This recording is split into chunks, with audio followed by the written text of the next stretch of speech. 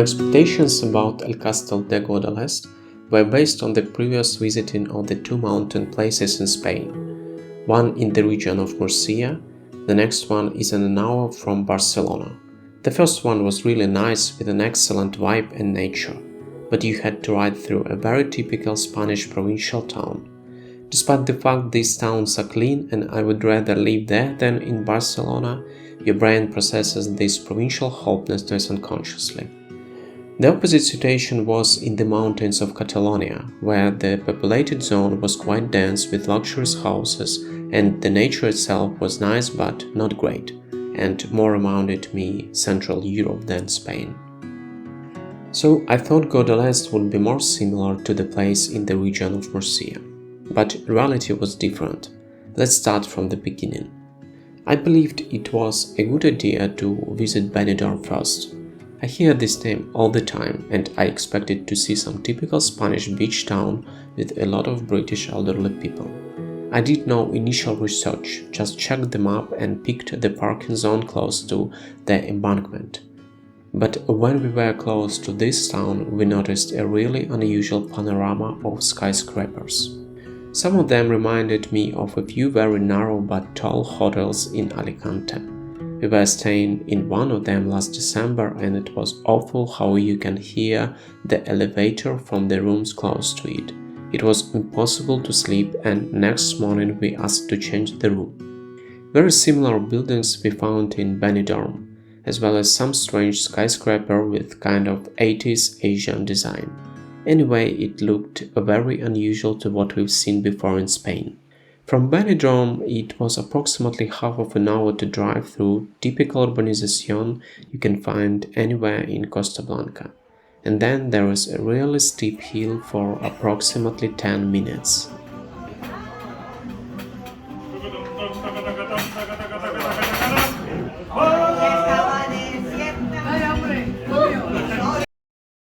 The full correct name of this town is El Castell de Guadalest.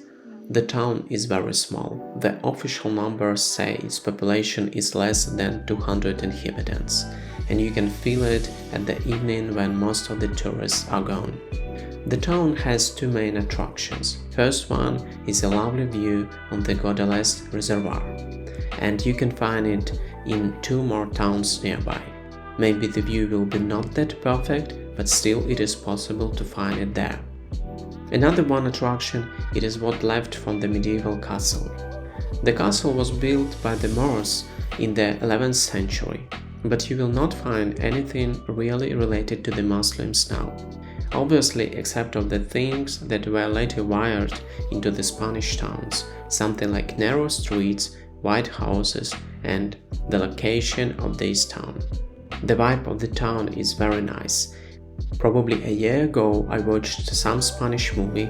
It was not great, but it showed a small mountain village with lack of people and a real calmness around.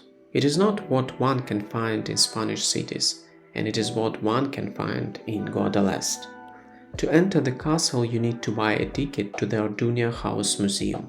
The house was built in the 17th century by the Orduña family after the earthquake in this region. Orduña family arrived to this town as people trusted by the first Marquis of Guadalest. The house is really huge, and it was especially noticeable in the previous centuries. You can imagine this. It was a rural area far from towns and cities. Probably the house was really luxurious for the minds of ordinary people. Now you can find there how looked the house of the 19th century notable family. You can see their bedrooms and even their restroom.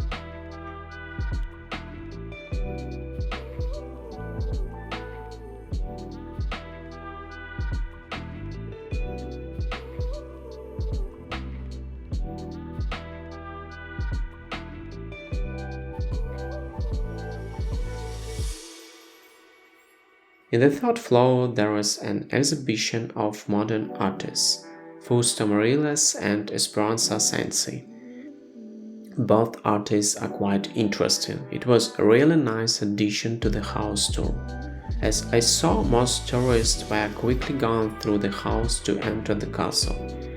I would recommend enjoying the details that one can find in the Orduña house.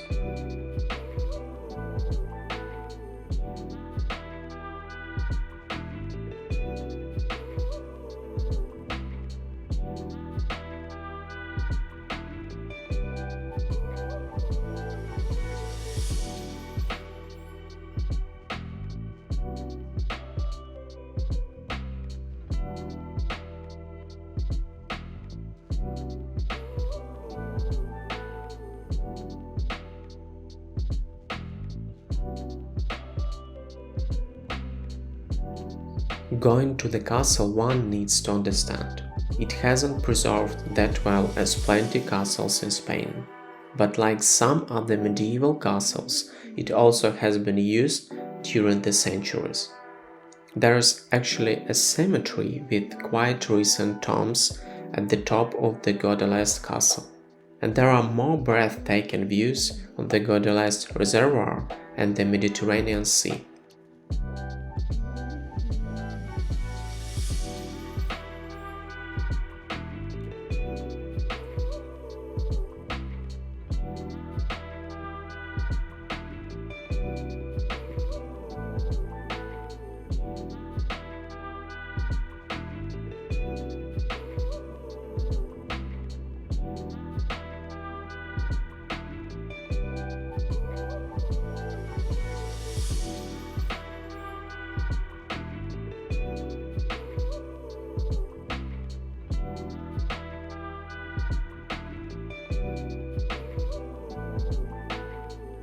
Time to move to the Guadalest Reservoir. The road from Guadalest to the reservoir takes up to 30 minutes. The road there is well maintained, so you can drive there by car. Anyway, the nature is so lovely, I would definitely recommend you to hike there from Guadalest.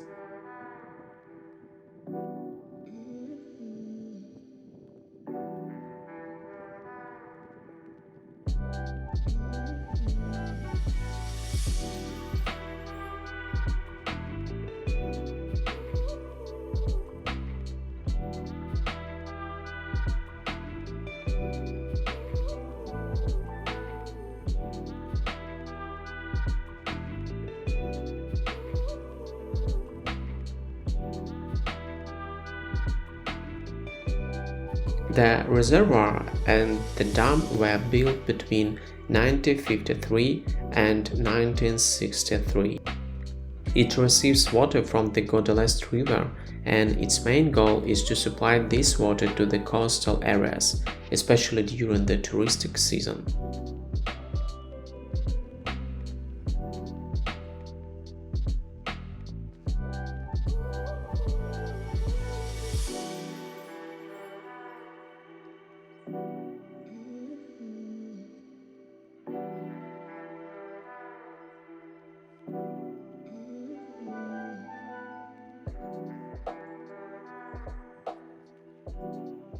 You can find hiking trails around the Guadalest Reservoir. You can come closer to the water. We saw people on SUPs and dogs were swimming, but the water was quite cold. Anyway, it was the mid of October. You also can easily see some big fish there. I can assume it is trout, and it swims close to the shore.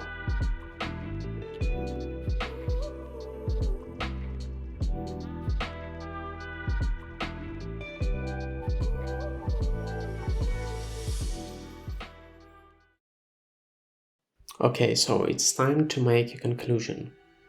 Superb and marvelous experience, excellent nature, nice restaurants. It doesn't feel too Spanish like cities and big towns. You can find there kind of mix of a nice touristic place and a very beautiful nature. We had been there for 3 days in the mid of October. I would recommend hiking near the lake during the day. There is lack of people and a lot of shade. Perfect place to recharge the batteries. Closer to evening and sunset, I would recommend visiting what left from the castle. In general, 2 days are enough to explore the area leisurely. My rating of El Castell de Guadalest is 9. highly recommend.